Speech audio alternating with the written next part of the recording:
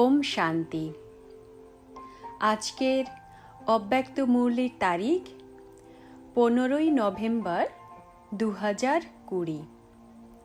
Revise Murali 18ই জানুয়ারি 1987 মধুবন। আজকের মুরলির শিরোনাম কর্মাতীত স্থিতির লক্ষণ।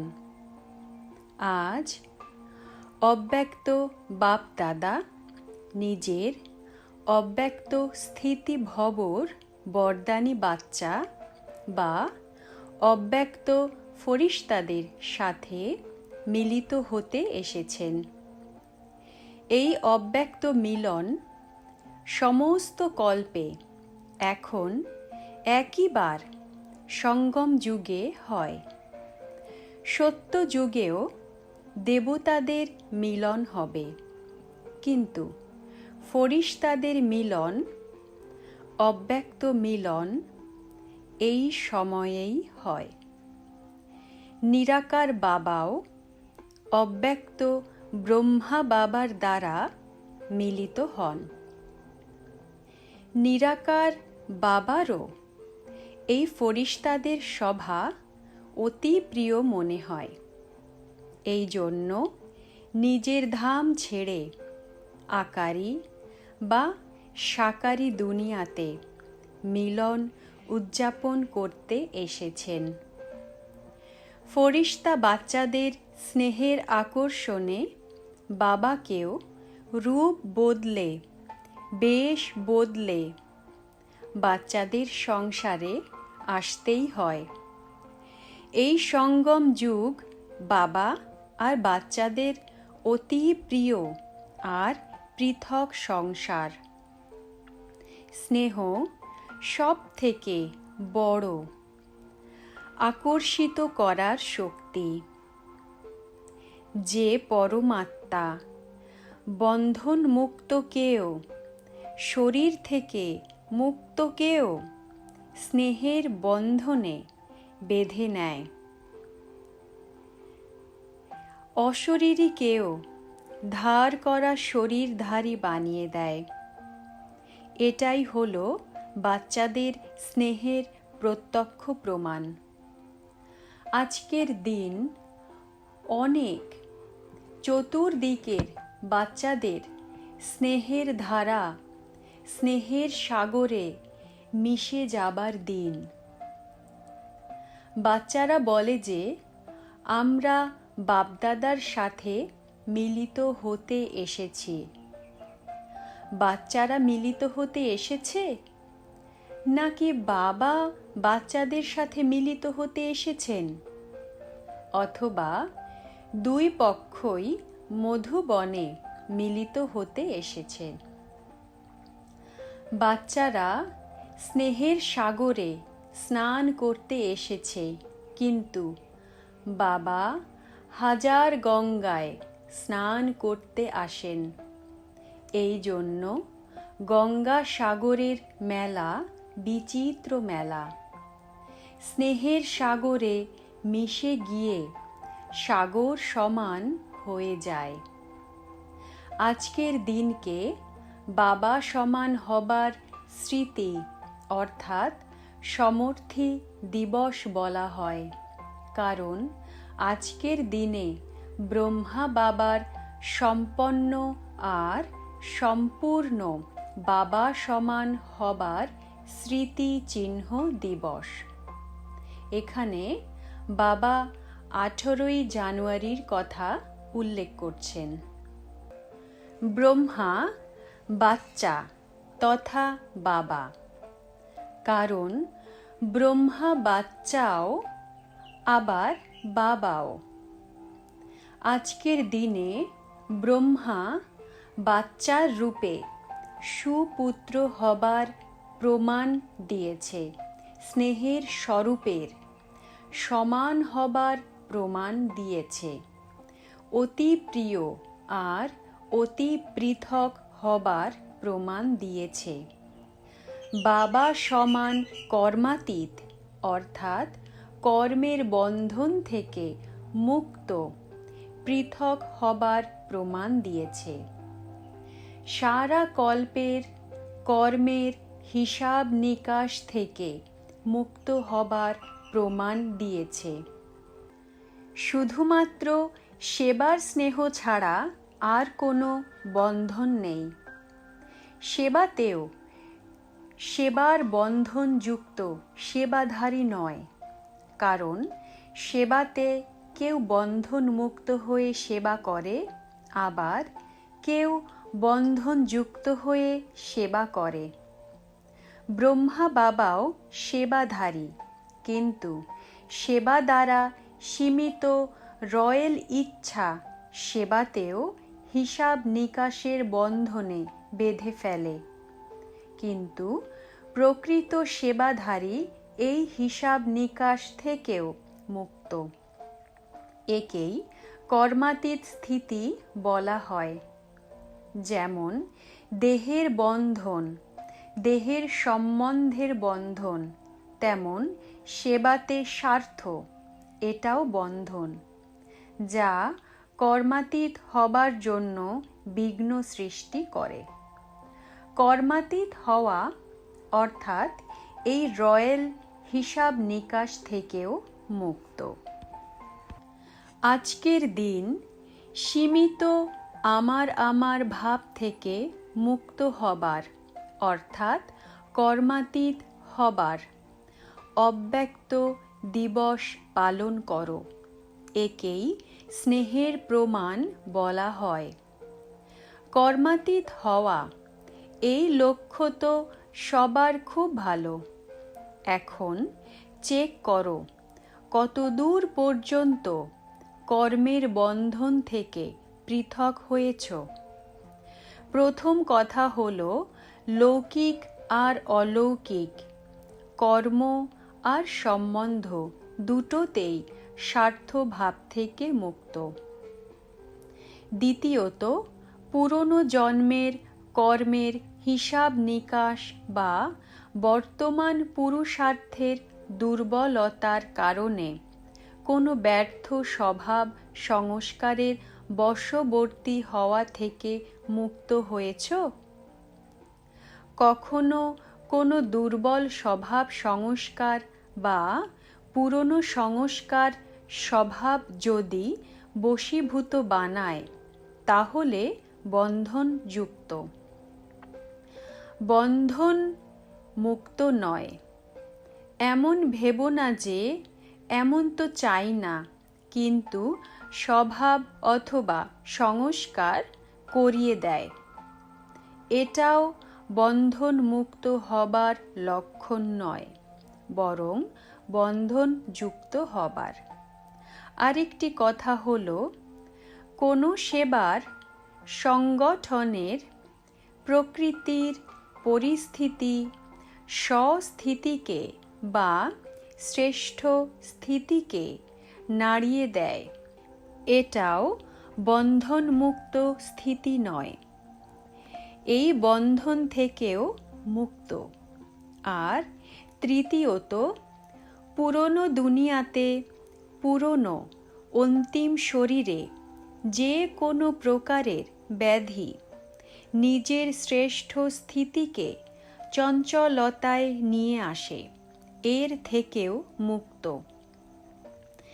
এক হলো অসুস্থ হওয়া, এক হলো অসুস্থতা স্থিতিকে নাড়িয়ে দেওয়া।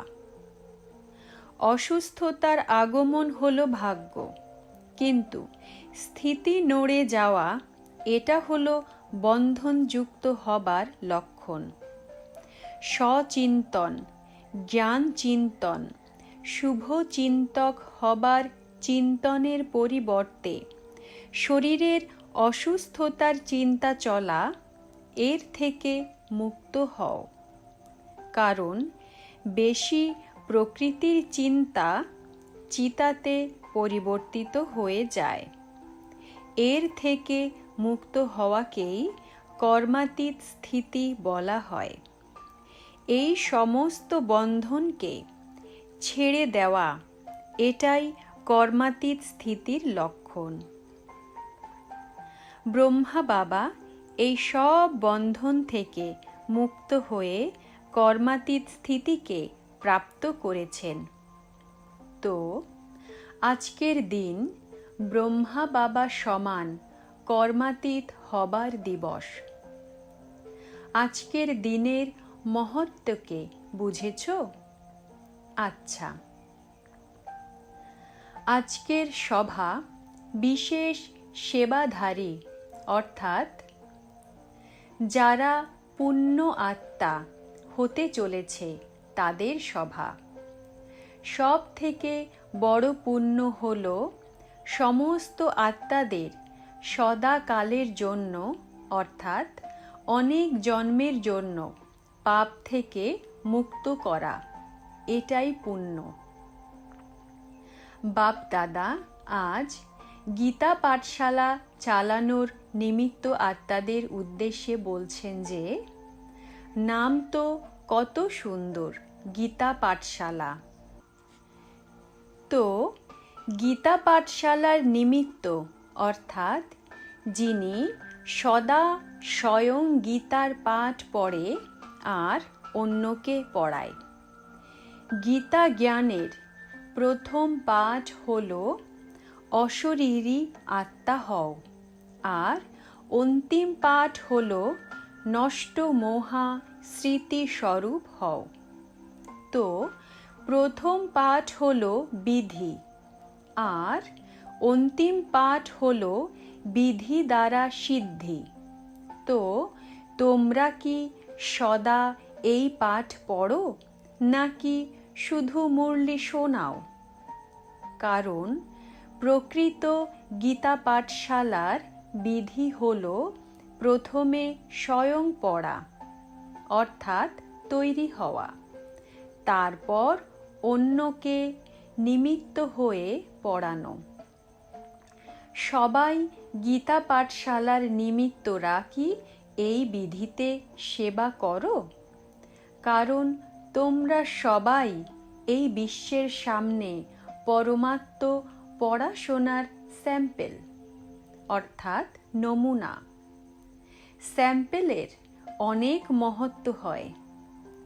যে স্যাম্পেল সে অনেক আত্মাদের এমন হবার প্রেরণা দেয়। তাই গীতা পাঠশালার নিমিত্তদের ওপর অনেক বড় দায়িত্ব রয়েছে। যদি একটুও কমতি থেকে যায় স্যাম্পেল হতে, তাহলে অনেক আত্মাদের ভাগ্য তৈরি করার পরিবর্তে ভাগ্য থেকে বঞ্চিত করার নিমিত্ত হয়ে যাবে। কারণ যারা দেখছে শুনছে সাকার রূপে তোমরা নিমিত্ত আত্মাদেরই দেখছে। বাবা তো গুপ্ত, তাই না? এই জন্য এমন শ্রেষ্ঠ কর্ম করে দেখাও যে তোমাদের শ্রেষ্ঠ কর্মকে দেখে অনেক আত্মাও শ্রেষ্ঠ কর্ম করে নিজের ভাগ্যের রেখা শ্রেষ্ঠ বানাতে পারে। তাহলে এক তো নিজেকে সদা স্যাম্পেল বা নমুনা ভেবে চলো, আর দ্বিতীয় হলো সদা নিজের সিম্বল অর্থাৎ প্রতীক স্মরণে রাখো। তোমাদের সিম্বল কোনটা জানো? কমল পুষ্প। বাপদাদা শুনিয়েছে যে কমল ফুল সমান হও আর অভ্যাস করো। কমল হওয়ার সাধনই হলো অভ্যাস করা। যদি অভ্যাস না করো তো কমল হতে পারবে না। এই জন্য স্যাম্পেল আর কমল পুষ্পের সিম্বল সদা বুদ্ধিতে রাখো। সেবার বৃদ্ধি যতই প্রাপ্ত হোক না কেন, সেবা করতে পৃথক থেকে প্রিয় হতে হবে। শুধু প্রিয় হয়েও না, কারণ সেবার প্রতি ভালোবাসা তো ভালো কথা, কিন্তু ভালোবাসা যেন আসক্তিতে বদলে না যায়। সেবার নিমিত্ত হয়েছ, এটা খুব ভালো করেছ। পুণ্য আত্মার টাইটেল তো প্রাপ্ত করেই ফেলেছ। এখন আগে যে সিদ্ধির পাঠ পড়িয়েছি, তো সিদ্ধির স্থিতি দ্বারা বৃদ্ধি প্রাপ্ত করতে থাকতে হবে। বুঝেছ ভবিষ্যতে কি করতে হবে? আচ্ছা, লম্বা সময়ের বরদান নম্বর অনুযায়ী ধারণ করেছ, আর এখনো যে বরদান প্রাপ্ত করছো তা বরদানী মূর্ত হয়ে বাবা সমান বরদান দাতা তৈরি হতে থাকো। এখন এই বছর লম্বা সময়ের বন্ধনমুক্ত অর্থাৎ বাবা সমান কর্মাতীত স্থিতির বিশেষ অভ্যাস করে দুনিয়াকে পৃথক আর প্রিয়তার অনুভব করাও।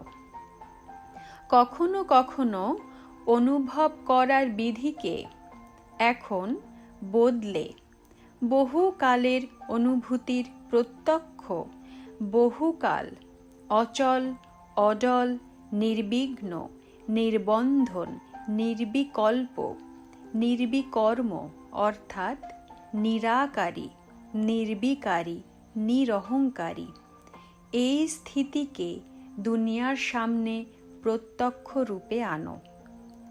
একেই বলা হয় পিতা সমান হওয়া। নিজের প্রতি কতটা সন্তুষ্ট হয়েছ? কারণ এক হলো নিজের প্রতি নিজে সন্তুষ্ট হওয়া, দ্বিতীয় হলো ব্রাহ্মণ পরিবারের সন্তুষ্টতা, তৃতীয় হলো বাবার সন্তুষ্টতা। এই তিন রেজাল্টে এখনো আরও মার্কস নিতে হবে। তাই সন্তুষ্ট হও, সন্তুষ্ট করো। বাবার সন্তুষ্ট মনি হয়ে সদা দীপ্তমান থাকো। বাপ দাদা বাচ্চাদের সম্মান রাখেন, এই জন্য গুপ্ত রেকর্ড বলে থাকেন। তোমরাই ভবিষ্যতে সম্পন্ন হবে, এই জন্য বাবা সদা সম্পন্নতার স্টেজ দেখেন। আচ্ছা, ওম শান্তি। আজকের বরদান: পুরনো খাতাকে সমাপ্ত করে নতুন সংস্কার রূপী নতুন বস্ত্র ধারণ করে বাবা সমান সম্পন্ন হও। ব্যাখ্যা: যেমন দীপাবলিতে নতুন বস্ত্র ধারণ করে, তেমনি তোমরা বাচ্চারা এই জীবনমৃত নতুন জন্মে নতুন সংস্কার রূপী বস্ত্র ধারণ করে নতুন বছর উদযাপন করো। নিজের দুর্বলতা, অপূর্ণতা, শক্তিহীনতা, সংবেদনশীলতার যে কোনো পুরনো খাতা রয়েছে তা সমাপ্ত করে সত্যিকারের দীপাবলি পালন করো। এই নতুন জন্মে নতুন সংস্কার ধারণ করে নাও, তো বাবা সমান সম্পন্ন হয়ে যাবে। আজকের স্লোগান: শুদ্ধ সংকল্পের সম্পদ জমা থাকলে ব্যর্থ সংকল্পে সময় যাবে না। শুদ্ধ সংকল্পের সম্পদ জমা থাকলে ব্যর্থ সংকল্পে সময় যাবে না।